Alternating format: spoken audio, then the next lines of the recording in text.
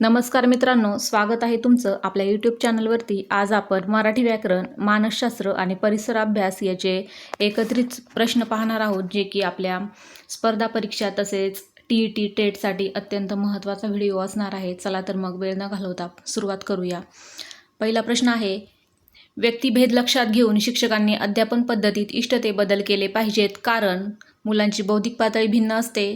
आपण ऑप्शन न वाचता डायरेक्ट पर्यायाला उत्तराला सुरुवात करूया। म्हणजे सगळे पर्याय योग्य आहेत म्हणून मी ऑप्शन वाचते। मुलांची बौद्धिक पातळी भिन्न असते, मुलांची आकलनशक्ती भिन्न असते आणि प्रत्येक विद्यार्थ्याला कुवतीनुसार प्रगतीचा अवसर मिळेल, म्हणून वरील सर्व पर्याय योग्य आहेत। व्यक्तिभेद लक्षात घेऊन शिक्षकांनी अध्यापन पद्धतीत योग्य ते बदल केले पाहिजेत। म्हणजे व्यक्तिभेद ही संकल्पना वर्गातील प्रत्येक विद्यार्थ्यामध्ये शारीरिक, बौद्धिक, व्यक्तिमत्व, अभिरुची आणि सृजनशीलता या बाबतीत अनेक भेद आढळून येतात आणि शिक्षकाची भूमिका काय असली पाहिजे या बाबतीमध्ये, असाही प्रश्न विचारला जातो। तर शिक्षकांनी हे व्यक्तिभेद ओळखून त्यानुसार त्यांच्या अध्यापन पद्धतीत लवचिकता आणि योग्य ते बदल करणे गरजेचे असते। पुढचा प्रश्न आहे, उंटाळ शहा या अलंकारिक शब्दाचा योग्य अर्थ खालीलपैकी कोणता? तर उत्तर आहे मूर्खपणाचा किंवा नको असलेला सल्ला देणारी व्यक्ती। तर अलंकारिक शब्द आहे हा मराठी भाषेत काही शब्दांना प्रत्यक्ष अर्थाऐवजी लाक्षणिक किंवा उपरोधिक अर्थ प्राप्त झालेला असतो। ज्याला स्वतःचे ज्ञान असते परंतु इतरांना मात्र मूर्खपणाचे आणि चुकीचे सल्ले देत सुटतो, त्याला उपरोधाने उंटाळ शहा म्हटले जाते। पुढचा प्रश्न आहे, ताडोबा राष्ट्रीय उद्यान महाराष्ट्रातील कोणत्या जिल्ह्यात स्थित आहे? उत्तर आहे चंद्रपूर जिल्हा। ताडोबा अंधारी व्याघ्र प्रकल्प हा महाराष्ट्रातील सर्वात जुना आणि सर्वात मोठा राष्ट्रीय उद्यान व्याघ्र प्रकल्प आहे। हा प्रकल्प प्रामुख्याने चंद्रपूर जिल्ह्यात वसलेला आहे। ताडोबा हे नाव स्थानिक आदिवासींच्या तारू देवावरून पडले आहे। पुढचा प्रश्न आहे, बुद्धिमत्तेचा त्रिआयामी सिद्धांत कोणी मांडला आहे? उत्तर आहे J.P. गिलफोर्ड। गिलफोर्ड यांच्या मते बुद्धिमत्ता ही 3 मुख्य आयामांमध्ये विभागलेली असते: क्रिया, आशय आणि निर्मिती। या प्रयोगातून त्यांनी सुरुवातीला बुद्धीचे 120 तर पुढे सुधारणेनुसार 150 घटक असल्याचे स्पष्ट केले आहे। पुढचा प्रश्न आहे, आशीर्वाद हा शुद्ध शब्द ओळखा। तर पाहून घ्या इथे डायरेक्ट। आशीर्वाद शब्दात शीची वेलांटी ही नेहमी दीर्घ आणि म्हणजे दुसरी असते आणि रफार हा शवर नसून तो वाच्या डोक्यावर असतो, कारण उच्चार आशीर्वाद असा होतो। हा परीक्षेला अत्यंत वारंवार विचारला जाणारा प्रश्न आहे।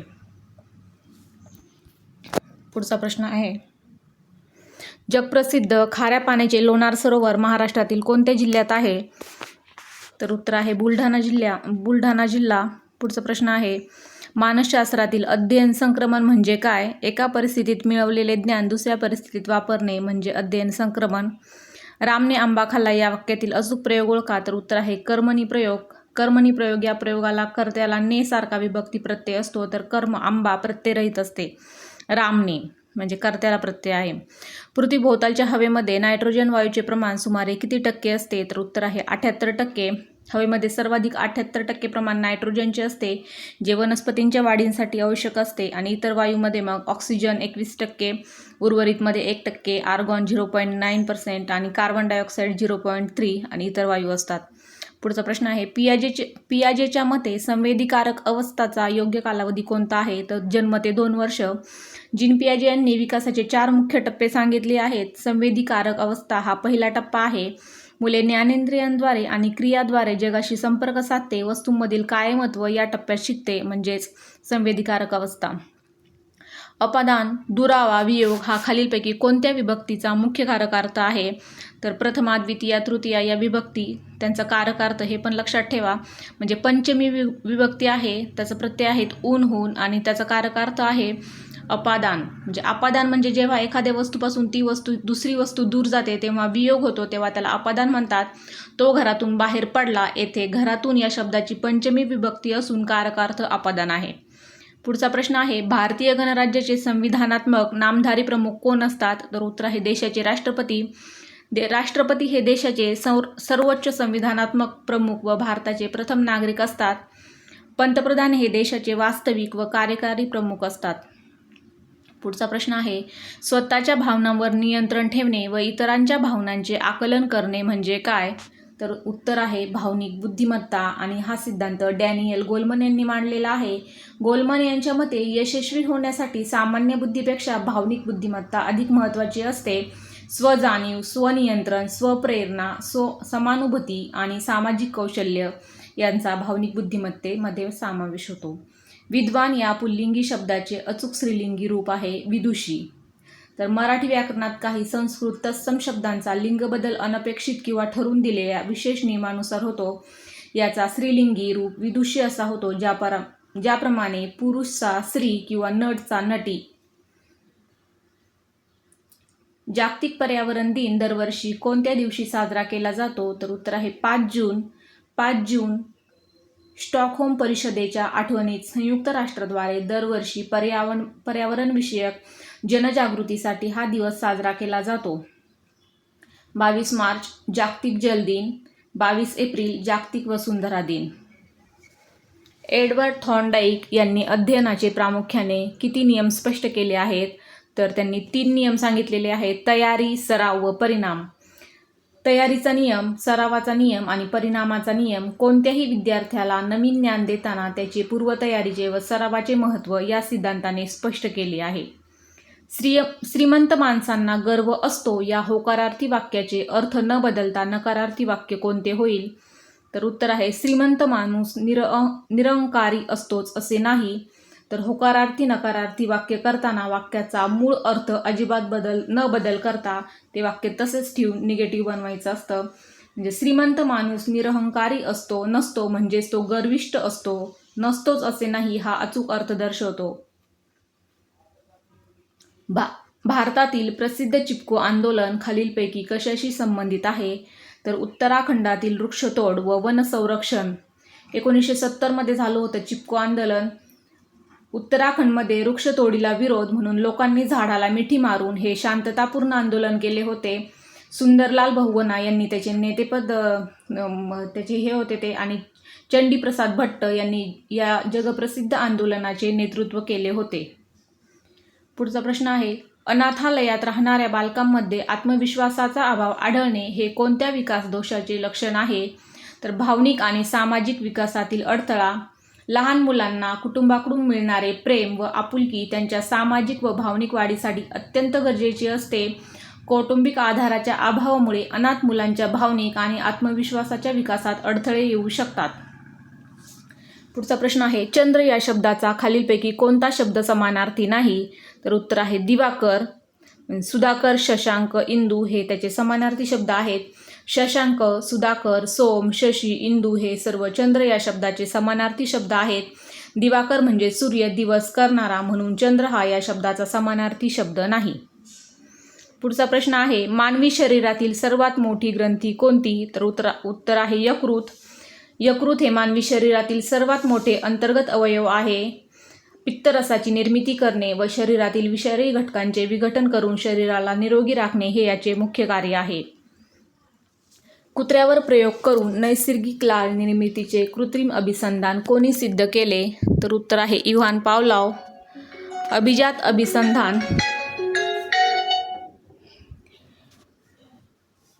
अभिसंधान सिद्धांत. रशियन शरीरशास्त्रज्ञ पावलॉव यांनी कुत्र्याला अन्न देताना घंटा वाजवून प्रयोगाची मालिका केली. नोबेल पुरस्कार. यांनी पचनक्रियेतील कार्यासाठी 1904 मध्ये नोबेल पुरस्कार मिळवला होता. कृत्रिम चेतकाला प्रतिसाद मिळवणे म्हणजे अभिसंधान होय. अचूक स्वरसंधीची फोड ओळखा. सूर्योदय, सूर्य प्लस उदय. गुणादेश स्वरसंधी नियम. सूर्य अ स्वर, उदय सुरुवातीला उ स्वर, अ प्लस उ म्हणजे ओ, म्हणून सूर्योदय शब्द तयार होतो. पुढचा प्रश्न आहे, महाराष्ट्रातील कोणते शहर संत्र्याचे शहर म्हणून प्रसिद्ध आहे? तर उत्तर आहे नागपूर शहर. संत्र्याची नगरी. नागपूर जिल्ह्यातील उत्कृष्ट हवामान व मातीमुळे तेथील संत्र्यांना जागतिक दर्जा व GI मानांकन मिळाले आहे. इतर शहरांची टोपणनावे नाशिक म्हणजे भारताची द्राक्षांची राजधानी, वाईन कॅपिटल, आणि जळगाव केळीची पंढरी. पुढचा प्रश्न आहे, मानवी बालकांच्या विकासाचा शीर्षपुच्छ सिद्धांत काय दर्शवतो? तर बालकांचा शारीरिक विकास डोक्याकडून खाली पायाकडे होतो. शीर्षपुच्छ नियम म्हणजे गर्भावस्थेमध्ये किंवा जन्मानंतर सर्वात आधी डोके विकसित होते, नंतर हात व शेवटी पाय नियंत्रणात येते. पुढचा प्रश्न आहे, ज्या वाक्यात केवळ एकच उद्देश व एकच विधेय असते त्या वाक्याला काय म्हणतात? तर उत्तर आहे केवल वाक्य. केवल वाक्य म्हणजे काय? कर्त्याला उद्देश म्हणतात आणि क्रियापदाला विधेय म्हणतात. ज्या वाक्यात केवळ एकच कर्ता व एकच क्रियापद असते ते वाक्य केवल वाक्य असते. मुलगा अभ्यास करतो हे एक केवल वाक्य आहे. म्हणजे उद्देश आणि विधेय हे पण लक्षात ठेवा, म्हणजे सोडवताना सोपं जाईल तुम्हाला. सूर्यमालेतील सर्वात मोठा आणि वेगवान फिरणारा ग्रह खालीलपैकी कोणता आहे? तर उत्तर आहे गुरु ग्रह. सूर्यमालेतील आकाराने सर्वात मोठा ग्रह आहे आणि हा वायूचा बनलेला आहे. या ग्रहाला 79 पेक्षा जास्त उपग्रह देखील आहेत, ज्यापैकी गॅनिमेड हा सूर्यमालेतील सर्वात मोठा उपग्रह आहे. पुढचा प्रश्न आहे, अध्ययन असमर्थता प्रकारातील डिस्लेक्सिया हा आजार कशाशी संबंधित आहे? अंक समजण्यात आणि गणितीय आकडेमोड करण्यातील अक्षमता, गणितातील क्रिया सोडवताना, सूत्रे लक्षात ठेवताना बालकांना येणारा तीव्र मानसिक अडथळा म्हणजे डिस्लेक्सिया. पायाखाली रान घाली सारे या काव्यपंक्तीतील अलंकार ओळखा. तर उत्तर आहे चेतनगुणोक्ती अलंकार. निसर्गातील निर्जीव आणि अमानवी वस्तू मानवाप्रमाणे सजीव कृती करत आहेत असे वर्णन असते तेव्हा हा अलंकार होतो. पाण्यामध्ये सहज विरघळणारी जीवनसत्वे कोणती आहेत? जीवनसत्व ब आणि जीवनसत्व क. जलविद्राव्य जीवनसत्वे ब आणि क शरीरात साठवली जात नाही, त्यामुळे त्यांची रोजच्या आहारास गरज असते. आणि मेदात विरघळणारी अ, ड, ई, के ही जीवनसत्वे स्निग्ध पदार्थात विरघळतात आणि ब आणि क ही पाण्यात विरघळतात. अब्राहम मास्लो यांच्या मानवी गरजांच्या पदानुक्रमात सर्वात तळाशी असणारी मूलभूत गरज कोणती? तर उत्तर आहे शारीरिक गरज, म्हणजे अन्न व पाणी आणि निवारा. मास्लोंचा पिरॅमिड आहे, त्यामध्ये मानवांच्या गरजा पायऱ्यांच्या स्वरूपात असतात. जोपर्यंत पहिल्या पातळीवरील गरजा पूर्ण होत नाहीत तोपर्यंत मनुष्य वरच्या पातळीवर जात नाही. आणि सर्वोच्च गरज आहे आत्माविष्काराची गरज. पुढचं आहे, घोडा या अकारांत पुल्लिंगी नामाचे अनेकवचनी रूप काय होईल? तर घोडाचं होते घोडे. अनेकवचन नियम. मराठीत आकारांत पुल्लिंग नामाचे अनेकवचन एकारांत होते. घोडाचे अनेकवचन घोडे असे होते, त्यामुळे कुत्राचे कुत्रे, रस्ताचे रस्ते, आंबाचे आंबे. सूर्यापासून येणारा घातक अतिनील किरण वातावरणाचा कोणता थर शोषून घेतो? तर ओझोनचा स्तर स्थितांबरामध्ये असतो. प्रश्न असाही येतो, ओझोनचा स्तर कोणत्या वातावरणाच्या कोणत्या स्तरात आहे? तर उत्तर आहे स्थितांबर. सूर्याच्या अतिनील किरणांना अडवून पृथ्वीवरील सजीवांचे त्वचेचा कर्करोग व इतर आजारांपासून ओझोनचा स्तर रक्षण करते. कोहलरने सुलतान चिंपांजीवरील प्रयोगाद्वारे कोणता अध्ययन सिद्धांत मांडला? तर उत्तर आहे मर्मदृष्टीमूलक अध्ययन सिद्धांत. म्हणजे मर्मदृष्टी म्हणजे काय? समस्येचे अचानक पूर्ण आकलन होऊन उत्तर सापडणे. चिंपांजीने 2 काठ्या जोडून केळी मिळवली, म्हणजे अचानक त्याला सुचलं की आपण असं केलं तर हे होऊ शकतं. मर्मदृष्टी म्हणतात त्याला. पुढील म्हण पूर्ण करणं. अतिशहाणा त्याचा बैल रिकामा. बऱ्याचदा स्पर्धा परीक्षेत घाईगडबडीत सोपे प्रश्न चुकवणाऱ्या विद्यार्थ्यांसाठी ही म्हण चपलक. बालकांमधील मुडदूस हा हाडांचा कर्करोग कोणत्या जीवनसत्वाच्या अभावामुळे होतो? कर्करोग नाही, हाडांचा रोग. जीवनसत्व ड. हाडे ठिसूळ, वाकडी होण्याचा गंभीर विकार व्हिटॅमिन डीच्या अभावामुळे होतो. मानवी बालकांच्या विकासावर परिणाम करणारा सर्वात महत्त्वाचा जैविक घटक कोणता? तर उत्तर आहे अनुवांशिकता व जैविक गुणधर्म. अनुवंशी अशी यंत्रणा आहे ज्याद्वारे आईवडिलांचे शारीरिक व बौद्धिक गुणधर्म मुलांमध्ये संक्रमित होतात. आणि पर्यावरण परस्पर संबंध. मानवी विकास हा प्रामुख्याने अनुवंश आणि पर्यावरणाचा परस्पर संबंध गुणाकार आहे. कमळ या शब्दासाठी अचूक शब्द सरोज, शशांक, समीर, सुधांशू. तर पंकज, सरोज, राजीव, पद्म, नलिनी, अंबुज हे सर्व चिखलात पाण्यात उमलणाऱ्या कमळ या शब्दाचे समानार्थी शब्द आहेत. सरोज सर म्हणजे तळे, ज म्हणजे जन्मणारे, पंकज म्हणजे पंक म्हणजे चिखल, ज म्हणजे जन्मणारे, चिखलात जन्मणारे कमळ. काझीरंगा राष्ट्रीय उद्यान भारताच्या कोणत्या राज्यात असून ते कशासाठी प्रसिद्ध आहे? तर आसाम राज्यामध्ये आहे. ते एकशिंगी गेंड्यासाठी प्रसिद्ध आहे. ते ब्रह्मपुत्रा नदीच्या खोऱ्यात वसलेले असून युनेस्कोचे जागतिक वारसा स्थळ आहे आणि एकशिंगी गेंड्यासाठी हे राष्ट्रीय उद्यान प्रसिद्ध आहे. डिस्ग्राफिया हा मानसिक आजार प्रामुख्याने बालकांच्या कोणत्या कौशल्याशी संबंधित आहे?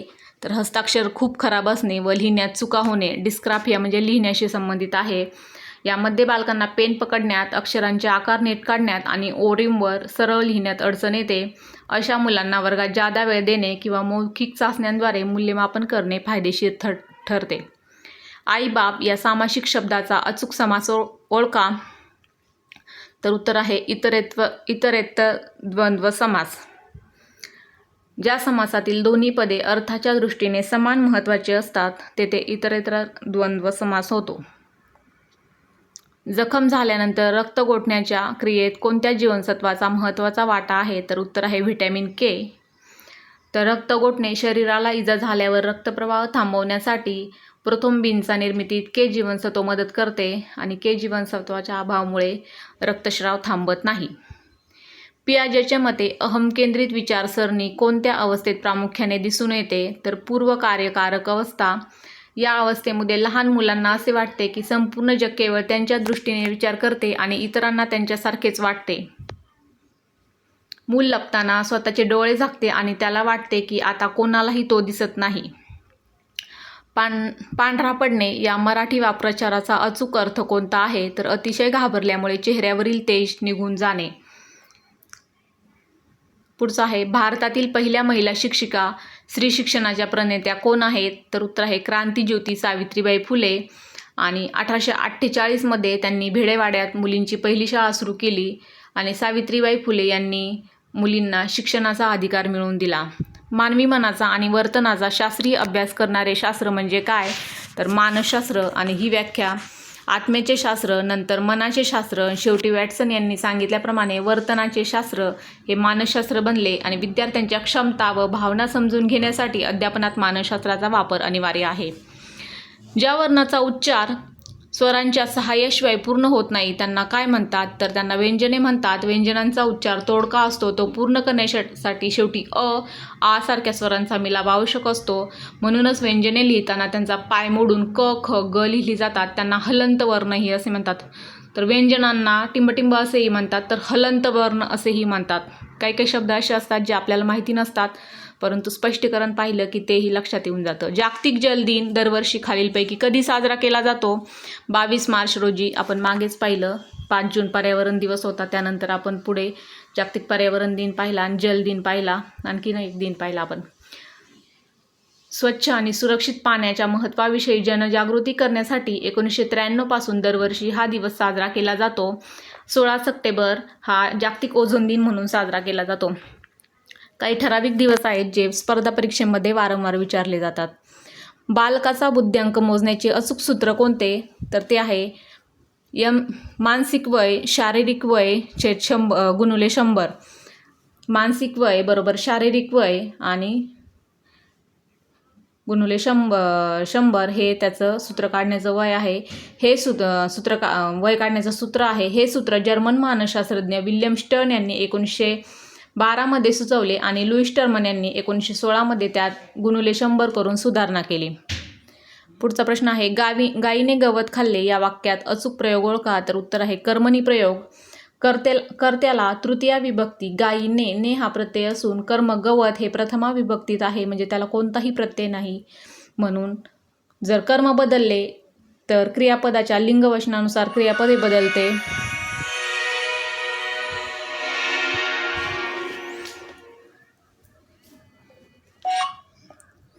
तर अशा प्रकारे आपण 50 प्रश्न पाहिलेले आहेत जे स्पर्धा परीक्षेच्या दृष्टीने तसेच विशेषतः TET टेट या दोन्ही परीक्षेच्या दृष्टीने अत्यंत महत्त्वाचे होते. चला तर मग भेटूया पुढच्या व्हिडिओमध्ये. थँक्यू.